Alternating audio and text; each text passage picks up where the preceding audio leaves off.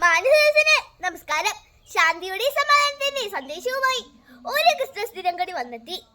വഴിയോരങ്ങളും വീടുകളും പള്ളികളും എല്ലാം മിന്നുന്ന അലങ്കാരങ്ങൾ കൊണ്ട് നിറഞ്ഞിരിക്കുന്നു. ക്രൈസ്തവരുടെ ഏറ്റവും വലിയ ആഘോഷമാണ് ക്രിസ്മസ്. എന്നാൽ ഇന്ന് ലോകത്തെ എല്ലാ മതക്കാരും ഈ ദിനം ആഘോഷിക്കുന്നു. മനുഷ്യ നന്മയ്ക്കായി പിറവിയെടുത്ത ദൈവപുത്രനായ യേശുക്രിസ്തുവിന്റെ ജനനമാണ് ഈ ദിവസത്തിൽ നമ്മൾ അനുസ്മരിക്കപ്പെടുന്നത്. സഹനത്തിന്റെയും എളിമയുടെയും ജീവിതമാണ് ക്രിസ്തുജനൻ ലോകത്തിനും വിശ്വാസികൾക്കും പകർന്നു നൽകിയത്. ക്രിസ്തുവിന്റെ ജനനം ലോകമെമ്പാടുമുള്ള വിശ്വാസികൾ വൈവിധ്യമാർന്ന രീതിയിലാണ് ആഘോഷിക്കുന്നത്.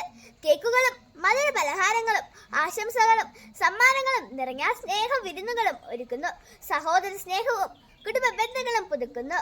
അലങ്കാര ദീപങ്ങളും നക്ഷത്ര വിളക്കുകളും പുൽക്കൂടുകളും ക്രിസ്മസ് മരങ്ങളും കരോൾ പാട്ടുകളും ആഘോഷങ്ങൾക്ക് വർണ്ണശോഭ നൽകുന്നു.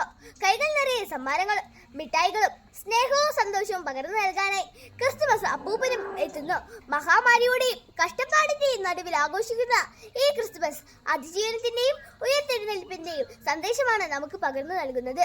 നമ്മുടെ സഹായം ആവശ്യമുള്ളവർക്ക് വേണ്ടി ചെറു സഹായമെങ്കിലും ചെയ്യാനായാൽ, നമ്മുടെ ചെറു പുഞ്ചിരി കൊണ്ട് അവർക്ക് സന്തോഷം പകരാനായാൽ ക്രിസ്തുമസിന്റെ സന്ദേശം ഇവിടെ പൂർണ്ണമാകുന്നു.